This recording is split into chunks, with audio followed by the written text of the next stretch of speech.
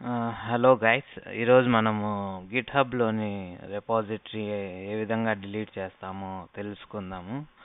So ఇక్కడ left సైడ్లో చూసినట్లయితే ఇది నా డాష్ బోర్డ్. దీని మీద క్లిక్ చేసి వెంటనే డాష్ బోర్డ్ ఓపెన్ అవుతుంది. సో లెఫ్ట్ సైడ్ ఇక్కడ చూసినట్లయితే ఇవన్నీ నా యొక్క రెపాజిటరీస్ అనమాట. శాంపుల్గా నేను క్రియేట్ చేసినవి. సో ఇక్కడ నా యూజర్ నేమ్ తర్వాత వచ్చేటువంటి రెపాజిటరీ నేమ్స్. ఇక్కడ నరేషన్ ఉంది కదా, ఇది వేరే వాళ్ళది. సో ఎందుకంటే ఇక్కడ నరేష్ పేరు ఉంది కాబట్టి, సో వాళ్ళ యూజర్ నేమ్ తర్వాత స్లాష్ విత్ ప్రాజెక్ట్స్ నేమ్స్ ఉంటాయన్నమాట, అదే రెపాజిటరీ నేమ్స్. సో ఈరోజు మనము ఒక రెపాజిటరీని డిలీట్ చేద్దాము. అది ఏదంటే ఈ రెగ్నార్ అనే రెపాజిటరీని మనం డిలీట్ చేద్దాము. దాని మీద క్లిక్ చేసినాక ఇక్కడ మనకు సెట్టింగ్స్ బటన్ అనేది ఉంటుంది.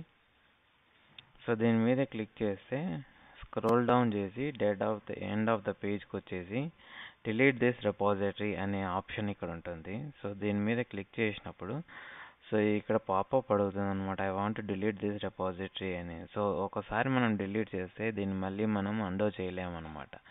సో బిఫోర్ డిలీటింగ్ మనం మేక్ ష్యూర్ దట్ ఆ రెపాజిటరీలో మన వరకు ఏమీ లేదు, ఇంకా ఆ రెపాజిటరీస్ ఏ దానికి యూజ్ అవ్వదు అనుకున్నప్పుడే మనం ఆ రెపాజిటరీని మనం డిలీట్ చేయాల్సి వస్తుంది. సో నేను క్లిక్ చేస్తున్నాను.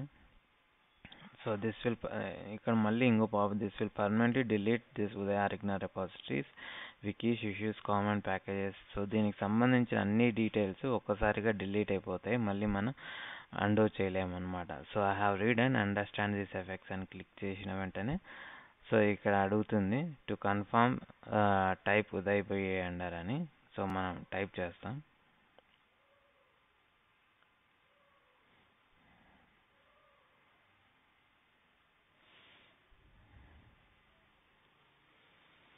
సో దీని మీద డిలీట్ దిస్ రెపాజిటరీ మీద క్లిక్ చేసిన వెంటనే అది డిలీట్ ప్రాసెస్ వెళ్ళిపోతుంది. సో ఇక్కడ మీరు చూసినట్లయితే యువర్ రెపాజిటరీ ఉదయ్ బండార్ అగ్ని సక్సెస్ఫుల్లీ డిలీటెడ్ అని వస్తుంది. సో మళ్ళీ మనం డాష్ బోర్డ్ మీద క్లిక్ చేసినప్పుడు ఇక్కడ ఆ రెపాజిటరీ అనేది కనపడదు. సో ఈ విధంగా మనం గిట్హబ్లోని రెపాజిటరీస్ని మనం డిలీట్ చేయగలుగుతాం.